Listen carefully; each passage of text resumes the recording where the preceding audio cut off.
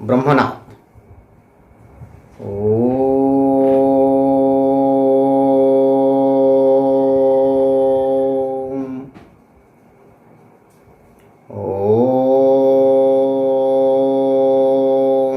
शांति शांति शांति।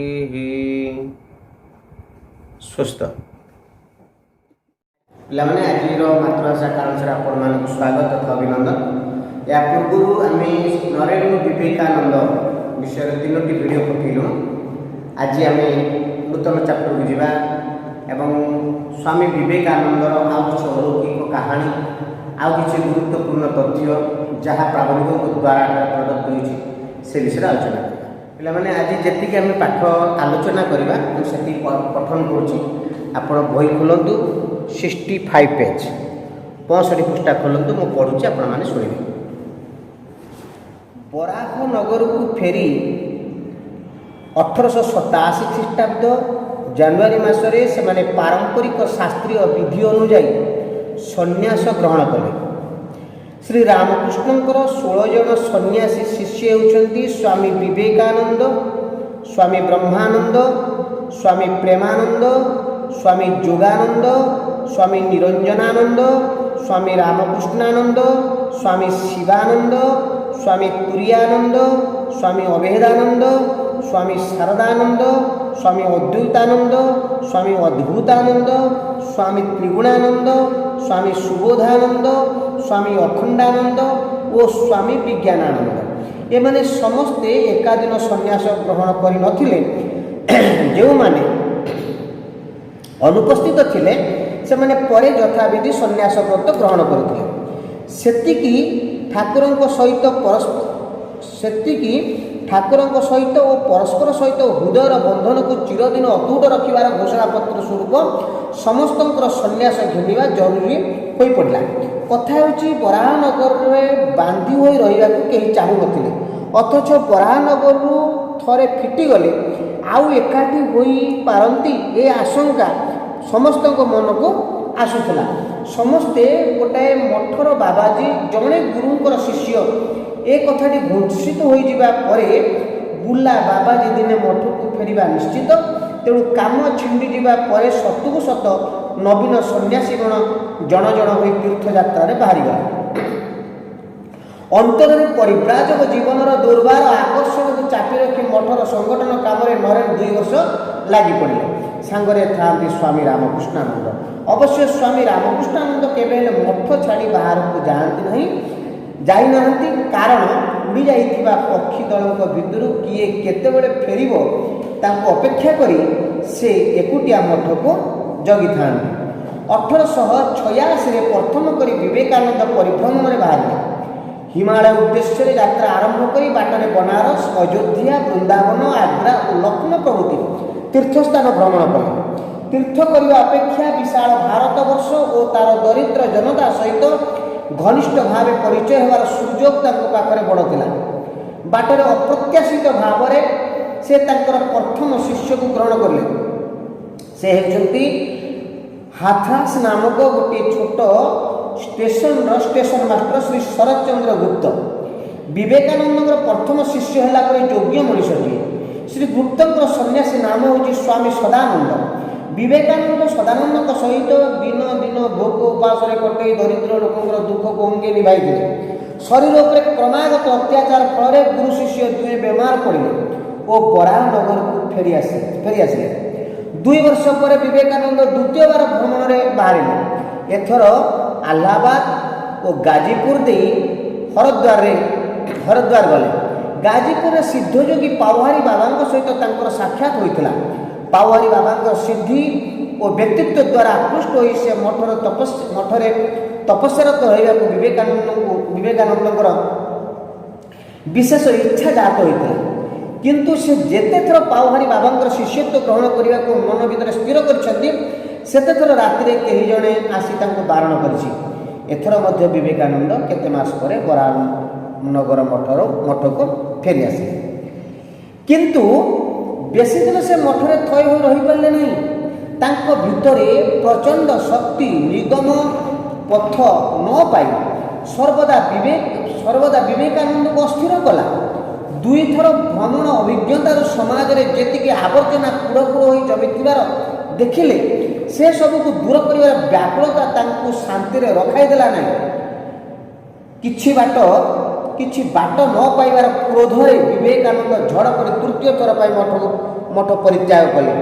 ଶୂନ୍ୟ ହସ୍ତରେ, ଏପରିକି ବିବେକାନନ୍ଦ ବା ଅନ୍ୟ କୌଣସି ନାମ ପର୍ଯ୍ୟନ୍ତ ଗ୍ରହଣ ନ କରି ସେ ଉଦ୍ଦେଶ୍ୟହୀନ ଭାବେ ବାହାରିଲେ। ପାଦରେ ଚାଲି ଚାଲି ଦେଶ ସାରା ବୁଲିଲେ।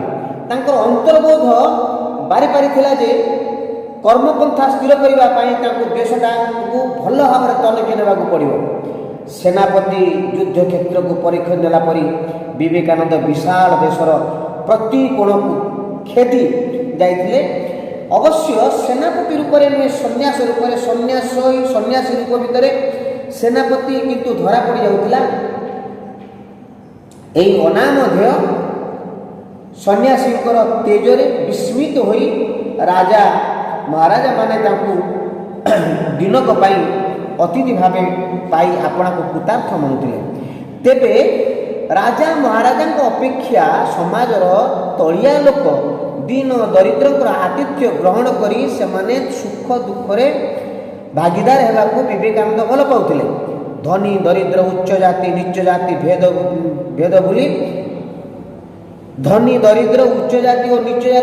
ଭୁଲି ସମାଜର ସବୁ ଶ୍ରେଣୀର ଲୋକଙ୍କର ଘନିଷ୍ଠ ସଂସ୍ପର୍ଶରେ ଆସି ମଣିଷ ପ୍ରତି ତାଙ୍କର ଶ୍ରଦ୍ଧା ଓ କରୁଣା ଗଭୀରତର ହେଲା।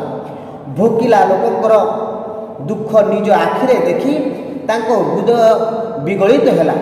ଥରେ ସ୍ୱାମୀଜୀ ଗୋଟିଏ ଆଦିବାସୀ ବସ୍ତିରେ ସାନ୍ତାଳଙ୍କର ଅତିଥି ହୋଇଥାନ୍ତି।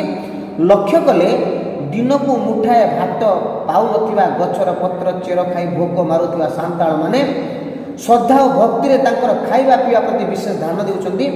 ଏହା ଦେଖି ବିବେକାନନ୍ଦଙ୍କର ହୃଦୟ ହାହାକାର କରି ଉଠିଲା। ଦୁଃଖରେ କ୍ରୋଧରେ ସରଳ ଲୋକମାନଙ୍କ ପାଇଁ କିଛି କରି ନ ପାରିବାର ଅକ୍ଷମତାରେ ଭାଙ୍ଗି ପଡ଼ି ବିବେକାନନ୍ଦ ଜଙ୍ଗଲ ଭିତରେ ପଶି ଚାଲିଲେ। ଉଦ୍ଦେଶ୍ୟ ବାଘର ଆହାର ହେବା। ବାଘ ସହିତ ସତ ଭେଟ ହୋଇଥିଲା। ବାଘ ତାଙ୍କୁ ଦେଖିସାରି ତା ବାଟରେ ଚାଲିଗଲା। ପିଲାମାନେ, ମୁଁ ଯେତିକି ବର୍ତ୍ତମାନ ଆପଣମାନଙ୍କ ଆଗରେ ପଢ଼ିଲି ତା ମଧ୍ୟରୁ ଥିବା କିଛି କଠିନ ଶବ୍ଦ ମୁଁ ବାଛି ଲେଖିଛି। ବାସ୍ତବରେ ଏହି ବିଷୟରେ ସେପରି କିଛି କଠିନ ଶବ୍ଦ ନାହିଁ। ଯାହା ମୁଁ ଅନୁଭବ କଲି ତା ଲେଖିଛି। ଦେଖନ୍ତୁ ଲେଖା ହେଇଛି ପରିପ୍ରାଗ, ମାନେ ଭ୍ରମଣ ବାଟ, ନିଗମ ପଥ, ବାହାରିବାର ବାଟ, ଆକୃଷ୍ଟ ପିଲାମାନେ ଦୁର୍ବାର, ଦୁର୍ବାର ଇଚ୍ଛା, ମାନେ ଅସହ୍ୟ ଅଦମ୍ୟ ଇଚ୍ଛା। ଦେଖ, ଗୋପବନ୍ଧୁ ଦାସ ଦରିଦ୍ରମାନଙ୍କ ସେବା କରିବାର ଦୁର୍ବାର ଇଚ୍ଛାକୁ ହୃଦୟରେ ଚାପି ରଖି ଗ୍ରାମ ବୁଲି ସେବା କାର୍ଯ୍ୟ ଆରମ୍ଭ କରିଥିଲେ। ତାଙ୍କ ମନରେ ଯେଉଁ ଇଚ୍ଛା ସୃଷ୍ଟି ହୋଇଥିଲା ତାକୁ ସେ ଦୁର୍ବାର ଇଚ୍ଛାକୁ ହୃଦୟରେ ଚାପି ରଖି ନିଜ କାର୍ଯ୍ୟରେ ରୂପାନ୍ତରିତ କରିବା ପାଇଁ ଚେଷ୍ଟା କରିଥିଲେ। ଅପ୍ରତ୍ୟାଶିତ, ହଠାତ୍, ବିନା ଆଶାରେ, ଅଜଣା ଭାବରେ, ଅପ୍ରତ୍ୟାଶିତ ଭାବରେ ତାଙ୍କ ସହିତ ମୋର ଦେଖା ହୋଇଥିଲା। କିଛି ଅପ୍ରତ୍ୟାଶିତ ଭାବେ ତାଙ୍କ ସହିତ ମୋର ଆମେରିକାରେ ଦେଖା ହୋଇଥିଲା। ଅନ୍ତର୍ବୋଧ, ଅନ୍ତର ମାନେ ହୃଦୟଗତ ବୋଧଗମ୍ୟତା, ଅନୁଭବ ଗୁଣ। ମା ଶିଶୁଙ୍କ ଅନ୍ତର୍ବୋଧ ବାରି ତାଙ୍କ ଇଚ୍ଛାକୁ ପୂରଣ କରିଥାନ୍ତି। ଅନାମଧେୟ, ରାମକୃଷ୍ଣଙ୍କ ଅନାମଧେୟ ଶିଷ୍ୟମାନଙ୍କର ସମାଜରେ ଗୁରୁତ୍ୱ ନଥିଲା। କୃତାର୍ଥ, ବିବେକାନନ୍ଦ ରାମକୃଷ୍ଣଙ୍କ ପରି ଗୁରୁଟିଏ ପାଇ କୃତାର୍ଥ ହୋଇଥିଲେ, ଧନ୍ୟ ହୋଇଥିଲେ। ଏ ଅର୍ଥ ବୁଝିବା ହେଲା। ଆମେ ଏହି ପ୍ରବନ୍ଧରେ ଯେଉଁ ନରେନ୍ଦ୍ର ବିବେକାନନ୍ଦ ଯେଉଁ ପ୍ରସଙ୍ଗ ରହିଛି, ଯେ ନରେନ୍ଦ୍ର ଜୀବନରେ ଯେଉଁ ଅଭୁଲା ସ୍ମୃତି ଯୁକ୍ତ କିଛି ଘଟଣା ଯାହାକି ନରେନ୍ଦ୍ର ବିବେକାନନ୍ଦ ପଥକୁ ସ୍ପଷ୍ଟ ଭାବରେ ବା ଝାପ୍ସା ଭାବରେ ଦେଖାଯାଉଛି, ସେ ବିଷୟରେ ଆମେ ଆଲୋଚନା କରିଥିଲୁ। ଗୁରୁ ରାମକୃଷ୍ଣ ବିବେକାନନ୍ଦଙ୍କ ହାତରେ ତାଙ୍କର ତରୁଣ ଶିଷ୍ୟମାନଙ୍କୁ ସମର୍ପି ଦେଇ ଚାଲିଗଲେ। ସେହି ତରୁଣ ଗୁରୁ ଭାଇଙ୍କୁ ଧରି ସେ ଅତ୍ୟନ୍ତ କଷ୍ଟରେ, ଦୁଃଖରେ ବିଭିନ୍ନ ସମସ୍ୟାକୁ ସାଥୀ ରୂପରେ ଗ୍ରହଣ କରି ସମୟ ଅତିବାହିତ କଲେ। ଏ ବିଷୟରେ ଆମେ ଆଲୋଚନା କରିଥିଲୁ। ଖ୍ରୀଷ୍ଟମାସ ଇଭର ରାତିରେ ଧୂନି ଲଗାଇ ଯେତେବେଳେ ତାଙ୍କର ଗୁରୁ ଭାଇଙ୍କୁ ସେଇ ଯୀଶୁଙ୍କର କାରୁଣିକ କାହାଣୀ ବିଷୟରେ ଉପସ୍ଥାପନ କଲେ, ସେମାନେ ସମସ୍ତେ ସେଇ ଯୀଶୁଙ୍କର କାରୁଣିକ କାହାଣୀକୁ ଶୁଣି ତାଙ୍କର ତ୍ୟାଗର କାହାଣୀକୁ ଶୁଣି ସେମାନେ ଅଭିଭୂତ ହୋଇଗଲେ। ତାଙ୍କ ହୃଦୟରେ ଗଭୀର ରେଖାପାତ ସୃଷ୍ଟି ହେଲା। ସେମାନେ ସେଦିନ ସଂକଳ୍ପ କରିଥିଲେ ଯେ ଆମେ ନିଶ୍ଚିତ ଭାବରେ ସନ୍ନ୍ୟାସ ବ୍ରତ ଗ୍ରହଣ କରିବୁ। ଏ ବିଷୟରେ ଆମେ ଆଲୋଚନା କରୁଥିଲୁ। ପରବର୍ତ୍ତୀ ସମୟରେ 1887 ମସିହା ଜାନୁଆରୀ ମାସରେ ପାରମ୍ପରିକ ଅନୁସାରେ ଶାସ୍ତ୍ରୀୟ ବିଧି ଅନୁଯାୟୀ ତାଙ୍କର ଯେଉଁ 16 ଜଣ ଶିଷ୍ୟ, କାହାର 16 ଜଣ ଶିଷ୍ୟ? ରାମକୃଷ୍ଣଙ୍କର 16 ଜଣ ଶିଷ୍ୟ ଏବଂ ବିବେକାନନ୍ଦଙ୍କର ବା ନରେନଙ୍କର 16 ଜଣ ଗୁରୁ ଭାଇ ସମସ୍ତେ ସନ୍ନ୍ୟାସ ବ୍ରତ ଗ୍ରହଣ କଲେ। ପ୍ରାବନ୍ଧିକଙ୍କର ଗବେଷଣାତ୍ମକ ଚିନ୍ତାଧାରା ଦ୍ୱାରା ସେ 16 ଜଣଙ୍କର ନାମ ମଧ୍ୟ ଏଠାରେ ଉଲ୍ଲେଖ ହୋଇଛି। ଆପଣ ତାଙ୍କୁ ସବୁ ନୋଟ୍ କରିବେ। ଏ ସମସ୍ତେ ଏହି ସନ୍ନ୍ୟାସ ବ୍ରତ ଗ୍ରହଣ କରିବାର ଉଦ୍ଦେଶ୍ୟ କ'ଣ ଥିଲା? ଏ ସନ୍ନ୍ୟାସ ବ୍ରତ ଗ୍ରହଣ କରିବାର ଉଦ୍ଦେଶ୍ୟ ହେଉଛି ଯେ ଠାକୁରଙ୍କ ସହିତ ପରସ୍ପର ସହିତ ହୃଦୟର ବନ୍ଧନକୁ ଚିରଦିନ ପାଇଁ ଅତୁଟ, ଚିରଦିନ ପାଇଁ ଆବଦ୍ଧ ରଖିବାର ଉଦ୍ଦେଶ୍ୟ ଦେଇ ଏମାନେ ସମସ୍ତେ କ'ଣ କରିଥିଲେ ନା ସନ୍ନ୍ୟାସ ବ୍ରତ ଗ୍ରହଣ କରିଥିଲେ। ଏବଂ ସ୍ପଷ୍ଟ କଥା ହେଉଛି ବରାହନଗରର ସେ ପରିତ୍ୟକ୍ତ ଯେଉଁ କୋଠାରେ ଯେଉଁ କଷ୍ଟ କରି ସେମାନେ ରହୁଥିଲେ, ସେମାନେ ଆଉ ଦୀର୍ଘ ଦିନ ବାନ୍ଧି ହୋଇ ରହିବାକୁ ଇଚ୍ଛା କରୁନଥିଲେ। ତେଣୁ ବରାହନଗର ଥରେ ଯଦି ଏହି ଶିଷ୍ୟମାନେ ଫିଟି ଯାଆନ୍ତି, ଆଉ କାଳେ ଏମାନଙ୍କର ମିଳନ ନ ହେବ, ତେଣୁ ସେମାନଙ୍କର ମନରେ ଗୋଟିଏ ସବୁଦିନ ପାଇଁ ବନ୍ଧନ ସୃଷ୍ଟି କରିବା ପାଇଁ ସେମାନେ ସମସ୍ତେ ସନ୍ନ୍ୟାସ ବ୍ରତ ଗ୍ରହଣ କଲେ। ସନ୍ନ୍ୟାସ ବ୍ରତର ଅର୍ଥ ହେଉଛି ଆମେ ଗୋଟିଏ ଗୁରୁର ଶିଷ୍ୟ, ଗୋଟିଏ ବଠର ବାବାଜୀ, ଗୋଟିଏ ଗୁରୁଙ୍କର ଶିଷ୍ୟ। ଏ ଭାବନା, ଏ ବିଚାର ତାଙ୍କ ହୃଦୟକୁ ବାନ୍ଧି ରଖିଲା। କିନ୍ତୁ ଏହିପରି ଚିନ୍ତାଧାରାରେ ସେମାନେ ସମସ୍ତେ ସଂକଳ୍ପବଦ୍ଧ ହୋଇ ସନ୍ନ୍ୟାସ ବ୍ରତ ଗ୍ରହଣ କରିଥିଲେ। ଆଉ ପରବର୍ତ୍ତୀ ସମୟରେ ସତକୁ ସତ ସବୁ ସନ୍ନ୍ୟାସୀ ଭାଇମାନେ ଆସ୍ତେ ଆସ୍ତେ ବରାହନଗର ମଠକୁ ପରିତ୍ୟାଗ କରି ତୀର୍ଥଯାତ୍ରାରେ ବାହାରି ପଡ଼ିଲେ। କିନ୍ତୁ ନରେନ ଅନ୍ତରର ପରିବ୍ରାଜକ ଜୀବନର ଦୁର୍ବାର ଆକର୍ଷଣକୁ ଚାପି ରଖି ସେ ପରିବ୍ରାଜକ ଜୀବନର ଯେଉଁ ଇଚ୍ଛା ତାଙ୍କ ମନରେ ଯେଉଁ ଉଦ୍ରେକ ହୋଇଥିଲା ତାକୁ ହୃଦୟରେ ଚାପି ରଖି ସେ ସାଙ୍ଗଠନିକ, ସେ ମଠର ସାଙ୍ଗଠନିକ କାର୍ଯ୍ୟରେ ନିଜକୁ ନିୟୋଜିତ କଲେ। ସାଙ୍ଗରେ ଥାନ୍ତି ସ୍ୱାମୀ ରାମକୃଷ୍ଣାନନ୍ଦ। ବାସ୍ତବରେ ସ୍ୱାମୀ ରାମକୃଷ୍ଣାନନ୍ଦ ଆଶ୍ରମ କେତେବେଳେ ଛାଡ଼ି ଯାଆନ୍ତିନି, କାରଣ ଆଶ୍ରମର ଦାୟିତ୍ୱ, ଆଶ୍ରମକୁ ତତ୍ତ୍ୱାବଧାନ ରଖିବା ଗୋଟିଏ ବ୍ୟକ୍ତି ଦରକାର। ଏଇ ଯେଉଁ ସନ୍ନ୍ୟାସୀଗଣ ଯେଉଁ ଚାରିଆଡ଼େ ଚାଲିଗଲେ, ମୁକ୍ତ ଆକାଶର ବିହଙ୍ଗ ଭାବରେ ଉଡ଼ିଗଲେ, ପୁଣି କେତେବେଳେ ଫେରିଲେ ସେମାନଙ୍କ କଥା ବୁଝିବା, ସେମାନଙ୍କର ତତ୍ତ୍ୱାବଧାନ ରଖିବା ବା ଉଡ଼ିଯାଇଥିବା ପକ୍ଷୀମାନଙ୍କ ମଧ୍ୟରୁ ଯଦି କିଏ କେବେ ଫେରେ ସେମାନଙ୍କୁ ଅପେକ୍ଷା କରି ଏ ରାମକୃଷ୍ଣାନନ୍ଦ ଏକୁଟିଆ ମଠରେ ଥାଆନ୍ତି। 1886ରେ ପ୍ରଥମ କରି ବିବେକାନନ୍ଦ ପରିଭ୍ରମଣରେ ବାହାରିଲେ। ପିଲାମାନେ ଏଠି ଗୋଟେ ଛୋଟିଆ କଥା କହିବି, ଯେହେତୁ ଏଠି ବହିରେ ଲେଖା ହେଇଛି 1887 ଖ୍ରୀଷ୍ଟାବ୍ଦରେ ସେମାନେ ସନ୍ନ୍ୟାସ ବ୍ରତ ଗ୍ରହଣ କଲେ। ପୁଣି ଲେଖା ହେଇଛି ସନ୍ନ୍ୟାସ ବ୍ରତ ଗ୍ରହଣ କରିସାରିଲା ପରେ 2 ବର୍ଷ ବିବେକାନନ୍ଦ ବା ନରେନ ମଠର ସାଙ୍ଗଠନିକ କାମରେ ନିଜକୁ ନିୟୋଜିତ କଲେ। ତାପରେ ଦେଇଛି 1886 ପ୍ରଥମ ଥର ପାଇଁ ବିବେକାନନ୍ଦ ପରିଭ୍ରମଣ ବାହାରିଲେ। ଏଇ ଖ୍ରୀଷ୍ଟାବ୍ଦ ଉପରେ ପିଲାମାନଙ୍କର ଟିକେ ଦ୍ୱନ୍ଦ୍ୱ ଥାଏ। ମୁଁ କହେ ସେଇଟା 86 ନୁହେଁ, ସେଇଟା ବାସ୍ତବରେ 1889, 1899। ଯେହେତୁ ବହିରେ ଲେଖା ହେଇଛି, ଦେଖନ୍ତୁ ସେ ପ୍ରଶ୍ନ ଉପରେ ଆପଣ ବିଚାର କରିବେ। ପ୍ରଥମ ଥର ପାଇଁ ବିବେକାନନ୍ଦ ପରିବ୍ରାଜକ ହୋଇ ବାହାରିଲେ। ହିମାଳୟ ଉଦ୍ଦେଶ୍ୟରେ ଯାତ୍ରା ଆରମ୍ଭ କରି ବାଟରେ ବନାରସ, ଅଯୋଧ୍ୟା, ବୃନ୍ଦାବନ, ଆଗ୍ରା, ଲକ୍ଷ୍ନୌ ପ୍ରଭୃତି ବିଭିନ୍ନ ତୀର୍ଥସ୍ଥାନ ଭ୍ରମଣ କଲେ। କିନ୍ତୁ ତୀର୍ଥସ୍ଥାନ ଭ୍ରମଣ କରିବା ତାଙ୍କର ଉଦ୍ଦେଶ୍ୟ ନଥିଲା। ତାଙ୍କର ଉଦ୍ଦେଶ୍ୟ ଥିଲା ଭାରତବର୍ଷକୁ ସ୍ପଷ୍ଟ ଭାବରେ ଚିହ୍ନିବା, ଶୁଦ୍ଧ ଭାବରେ ଚିହ୍ନିବା, ତନଖି ଦେବା। ଅର୍ଥାତ୍ ଭାରତବର୍ଷରେ ଯେଉଁ ଦରିଦ୍ର ଲୋକମାନେ ଅଛନ୍ତି ସେମାନଙ୍କ ସହିତ ତାଙ୍କର ସଂଯୋଗ ହେବ, ସେମାନଙ୍କ ସହିତ ତାଙ୍କ ସମ୍ପର୍କ ବଢ଼ିବ। ଏଣୁ ଏହିପରି ଭାବନା ନେଇ ସେ ବାହାରିଥିଲେ। ହଠାତ୍ ବାଟର ପ୍ରତ୍ୟାଶିତ ଭାବରେ ତାଙ୍କର ପ୍ରଥମ ଶିଷ୍ୟ ଜଣକୁ ପ୍ରଥମ ଶିଷ୍ୟ ରୂପେ ଗ୍ରହଣ କଲେ। ବାସ୍ତବରେ ସେ ଯେଉଁ ବ୍ୟକ୍ତି ଜଣକ ବିବେକାନନ୍ଦଙ୍କର ଶିଷ୍ୟ ପରି ହେଲା ପରି ବ୍ୟକ୍ତିଟିଏ, ଏକ ଯୋଗ୍ୟ ଶିଷ୍ୟଟିଏ ଥିଲେ, ଯୋଗ୍ୟ ମଣିଷଟିଏ ଥିଲେ। ତାଙ୍କର ନାଁ ହେଉଛି ଶିଷ୍ୟ, ସେ ହେଉଛନ୍ତି ଶରତ ଚନ୍ଦ୍ର ଗୁପ୍ତ। ସେ से गोटे छोटिया से गुप्त से शरतचंद्र गुप्तर सन्यास नाम हूँ सदानंद सदानंद और विवेकानंद दुहे मिसी ए दरिद्र लोक मानकर दुख को अंगे निभाई एवं क्रमागत दरिद्र लोक मान संस्पर्श आसी निज शरीर जत्न से भूली जाते बारंबार से शरीर उपर जो अत्याचार कर चलते जहाँफल गुरु एवं शिष्य विवेकानंद एवं सदानंद बेमार हो पड़े तापर 2 वर्ष पर से पुणी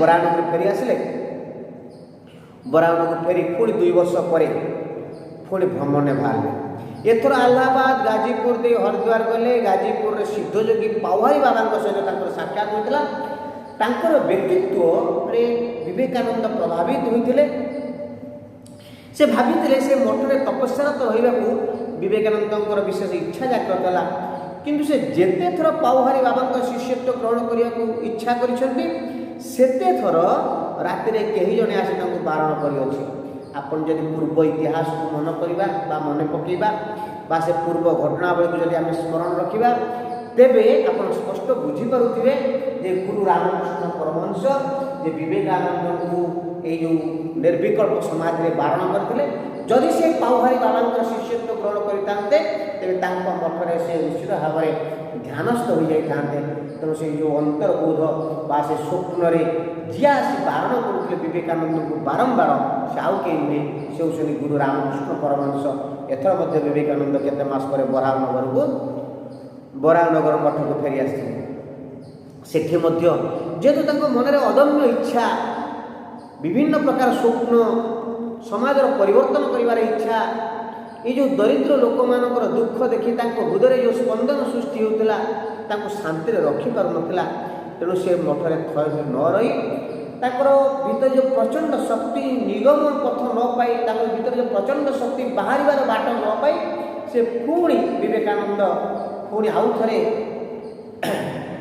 परिव्राजक हो बाहरी जावाई इच्छा कले एथरक द्वितीय थर भ्रमण अभिज्ञता समाज में जी जो बारंबार समाज को बुलूले समाज को नानादी कुसंस्कार समाज में नानादी अशिक्षा कुसंस्कार अत्याचार को से आखिरे देखी से भाभी समाज में जो नानादी आवर्जना जो पूरपूर हो जमी अच्छी सेगुड़ को दूर कर मन में व्याकुलता सृष्टि होता समाज को संस्कार करवा प्रत्येक व्यक्ति को परिवर्तन कर मन में इच्छा जागृत होता किछि बाट न पाई क्रोधवशत जिते मनीष बहुत किसी भावे किसी करें स्वतः मनर अंतर्बोध गोटे क्रोध जात हुए से प्रकार एक दिव्य क्रोध कहले अत्युक्त माने से दिव्य क्रोध को ग्रहण करी विवेकानंद तृतीय थर पर मठ परित्याग कले एकाकी बाहर सहित कहीं भी नहांती पादरे चाली चाली देश सारा बुलिले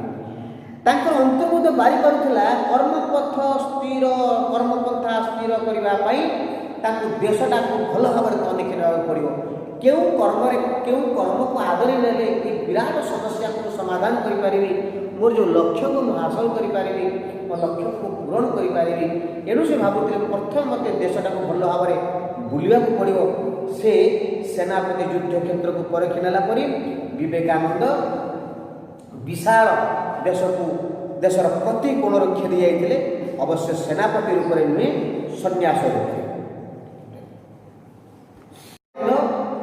लक्ष्य को हासिल करने सी अंतर्बोध भाव में हृदयंगम करते मोर लक्ष्य को प्राप्त होगापाई मो लक्ष्य को साकार करने ए देशटा को भल भाव में तनिखी ना पड़ो युद्ध क्षेत्र में पहुँचले सेनापति जपरी तार दृष्टि युद्ध क्षेत्र को भल भाव में तनिखी नहीं जाए ये ठीक से सारा देशटी को निज आखि आगे देखी वास्तव में ये सेनापति रूप में नुहे सन्यास रूप में सन्यासी रूप भितर सेनापति के धरा पड़ जाऊला ये अनामधेय सन्यासी तेजरे विस्मित हो राजा महाराजा दिनक अतिथि रूपे पाइले कृतार्थ मनुले तेबे राजा महाराजा अपेक्षा समाजर तलिया लोक और दीन दरिद्र को आतिथ्य ग्रहण करने से बेसी आग्रह करते विवेकानंद जिते बड़े सारा देश में बुलूले विभिन्न राजा महाराज ଆଦରି ନେଉଥିଲେ, ତାଙ୍କୁ ଗ୍ରହଣ କରୁଥିଲେ, ତାଙ୍କୁ ଅତିଥି ରୂପେ ଗ୍ରହଣ କରୁଥିଲେ, ସେଥିରେ ସେ ଯେତିକି ସନ୍ତୁଷ୍ଟ ହେଉନଥିଲେ ଦରିଦ୍ର ଲୋକମାନଙ୍କର ଆତିଥ୍ୟ ଗ୍ରହଣ କରି ଅଧିକ ସନ୍ତୁଷ୍ଟ ହେଉଥିଲେ। କାରଣ ସେମାନଙ୍କର ସୁଖ ଦୁଃଖରେ ଭାଗିଦାର ହେବାକୁ ବିବେକାନନ୍ଦ ଭଲ ପାଉଥିଲେ। ଏ ମୋର ଦେଶର ସନ୍ତାନ, ଏମାନେ ମୋର ଦେଶର ଭାଇ, ସେମାନଙ୍କ ସୁଖରେ ସୁଖୀ ହେବି, ସେମାନଙ୍କର ଦୁଃଖରେ ଦୁଃଖୀ ହେଲେ, ସେମାନଙ୍କ ଦୁଃଖକୁ ମୁଁ ଅନୁଭବ କଲେ ସେମାନଙ୍କର ଦୁଃଖକୁ ଦୂର କରିବା ପାଇଁ ମୁଁ ନୂତନ ଉପାୟ ସୃଷ୍ଟି କରିପାରିବି।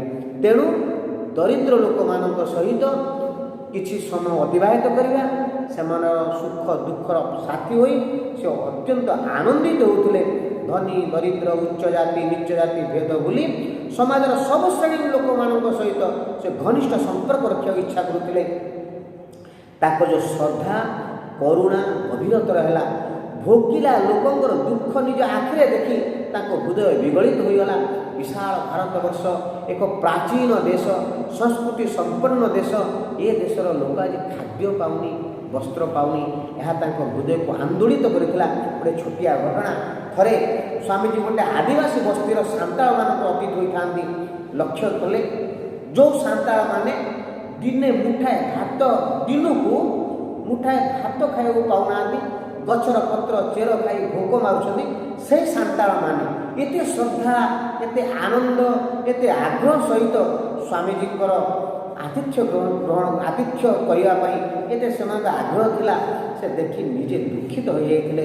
ଯେଉଁ ଲୋକ, ଯେଉଁ ଦୁଃଖୀ ଦରିଦ୍ର ଲୋକ ମୋତେ ଏତେ ଭଲ ପାଉଛନ୍ତି, ସେମାନଙ୍କ ପାଇଁ କିଛି କରିପାରୁନି, ନ କରିବାର ଅକ୍ଷମତାରେ ଭାଙ୍ଗି ପଡ଼ି ବିବେକାନନ୍ଦ ଜଙ୍ଗଲ ଭିତରେ ପଶିଗଲେ। ତମମାନେ ଭାବୁଥିବ ମନେ ମନେ ସେ ଜଙ୍ଗଲ ଭିତରକୁ ପଶିଲେ କାହିଁକି? ନା, ଜଙ୍ଗଲ ଭିତରକୁ ପଶିଗଲେ କେବଳ ବାଘର ଆହାର ହେବା ପାଇଁ। ସତକୁ ସତ ବାଘ ସହିତ ତାଙ୍କର ଭେଟ ହୋଇଥିଲା, କିନ୍ତୁ ବାଘ ତାଙ୍କୁ ଦେଖିସାରି ତା ବାଟରେ ଚାଲିଗଲା। ଆଶ୍ଚର୍ଯ୍ୟର କଥା, ବିବେକାନନ୍ଦ କେବଳ ସମାଜରେ ବଞ୍ଚି ରହିଛନ୍ତି ଏଇ ଭାରତବାସୀମାନଙ୍କ ପାଇଁ, ଦୁଃଖୀ ଦରିଦ୍ରମାନଙ୍କ ପାଇଁ କିଛି କରିବା, ଏବଂ ଯେଉଁମାନେ ରାଜା ମହାରାଜା ଅଛନ୍ତି, ଯେଉଁମାନେ ସ୍ୱଭାବଯୁକ୍ତ ଲୋକ ଅଛନ୍ତି, ସେମାନଙ୍କର ମନରେ, ସେମାନଙ୍କ ହୃଦୟରେ ଏମାନଙ୍କ ପ୍ରତି କିଛି କର୍ତ୍ତବ୍ୟବୋଧ ସୃଷ୍ଟି କରିବା, ଏହା ଥିଲା ବିବେକାନନ୍ଦଙ୍କର ଲକ୍ଷ୍ୟ ଉଦ୍ଦେଶ୍ୟ। ଏହିପରି ଭାବରେ ସେ ଦୁଃଖୀ ଦରିଦ୍ର ଲୋକମାନଙ୍କ ସହିତ ମିଶି ସେମାନଙ୍କର ଉନ୍ନତି ପାଇଁ, ସେମାନଙ୍କର ବିକାଶ ପାଇଁ ଏବଂ ସମ୍ପୂର୍ଣ୍ଣ ସମାଜରେ ଦାରିଦ୍ର୍ୟତାକୁ ନଷ୍ଟ କରିବା ପାଇଁ ସେ ଯୋଜନା କରିଥିଲେ। ଯେଉଁ ଆ ପୂର୍ବରୁ କୁହାଯାଇଛି, କୂଢ଼ ଆବର୍ଜନା ଗଦା ହୋଇଥିଲା ଏ ସମାଜରେ, ଏ ଦେଶରେ, ତାକୁ ଦୂର କରିବା ତାଙ୍କର ଲକ୍ଷ୍ୟ ଥିଲା। କେଉଁ କୂଢ଼? ନା, ପ୍ରଥମ ହେଉଛି ମନୁଷ୍ୟ ଦୁଃଖ ପାଏ କାହିଁକି, ଦାରିଦ୍ର୍ୟତାକୁ ଗ୍ରାସ କରେ କାହିଁକି? ନା, ଯେହେତୁ ଯେତେବେଳେ ମନୁଷ୍ୟ ପାଖରେ ଅଶିକ୍ଷା ସ୍ପର୍ଶ କରିବ, ଯେତେବେଳେ ମନୁଷ୍ୟକୁ ଶିକ୍ଷା ସ୍ପର୍ଶ କରିବ ନାହିଁ, ଅଶିକ୍ଷା ସ୍ପର୍ଶ କରିବ, ତା ପାଖରେ ସ୍ୱତଃପ୍ରବୃତ୍ତ ଭାବରେ ତା ପାଖରେ କୁସଂସ୍କାର ସୃଷ୍ଟି ହେବ। ଯେତେବେଳେ ଶିଶୁ ବ୍ୟକ୍ତି ପାଖରେ ଯେତେ ସମାଜରେ ଅଶିକ୍ଷା ଏବଂ କୁସଂସ୍କାର ପଳାଇ ଆସିଲା, ତା ଉପରେ ଲୋକମାନଙ୍କର ଅତ୍ୟାଚାର ଆରମ୍ଭ ହୋଇଗଲା। ତେଣୁ ପ୍ରଥମେ ମନୁଷ୍ୟକୁ ଶିକ୍ଷିତ କରିବାକୁ ପଡ଼ିବ, କର୍ତ୍ତବ୍ୟବୋଧତାକୁ ଆଣିବାକୁ ପଡ଼ିବ, ତାଙ୍କ ମନରେ ସଂସ୍କାରକୁ ଆଣିବାକୁ ପଡ଼ିବ, ତାଙ୍କ ପକ୍ଷରୁ ସେହି କୁସଂସ୍କାରକୁ ଦୂର କରିବାକୁ ପଡ଼ିବ। ସେହି ଶିକ୍ଷା ଦ୍ୱାରା କୁସଂସ୍କାର ସ୍ୱତଃ ଦୂର ହୋଇଯାଏ। ଏହି ସମାଜରେ ତ ଶିକ୍ଷା ଯେତେବେଳେ ମୁଣ୍ଡ ଟେକିବ, ସମାଜରୁ ଯେତେବେଳେ ଅଶିକ୍ଷା ଦୂର ହେବ, ସେତେବେଳେ ସ୍ୱତଃପ୍ରବୃତ୍ତ ଭାବରେ ସମାଜରୁ ଏହି କଷ୍ଟ, ଦୁଃଖ, ଦାରିଦ୍ର୍ୟତା ସ୍ୱତଃ ନଷ୍ଟ ହେବ। ତେଣୁ ଆମେ ସେଥିପାଇଁ କହୁ ଯେ ବିବେକାନନ୍ଦ କେବଳ ଆଧ୍ୟାତ୍ମିକ ଗୁରୁ ନଥିଲେ, ସେ ଜଣେ ସଚ୍ଚୋଟ ସଂସ୍କାରଯୁକ୍ତ ଏକ ସମାଜ ସଂସ୍କାରକ ଥିଲେ। ଏହିପରି ଦିବ୍ୟ ଭାବନା, ଦିବ୍ୟ ଚିନ୍ତାଧାରା ଖାଲି ମନରେ ଜାବୁଡ଼ି ରଖିନାହାନ୍ତି, ତାକୁ କାର୍ଯ୍ୟରେ କରିବା, ସମାଜକୁ ପରିବର୍ତ୍ତନ କରିବା।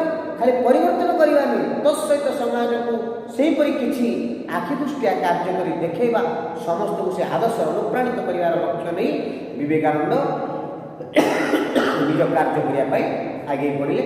ଆଜି ପାଇଁ ଏତିକି ଥାଉ। ନେକ୍ସଟ ମୁଁ ଆର କିଛି ଛୋଟ ପ୍ରଶ୍ନ କିଛି ଦେବି, ତାହାକୁ ଆପଣ ଆଧାର କରିକିରି এই বিষয়ে যেତିକି ମୁଁ ପଢ଼େଇଲି ତାର ତତ୍ତ୍ୱ, ତାର ଗଭୀରତାକୁ ଆପଣ ଅନୁଭବ କରିପାରିବେ।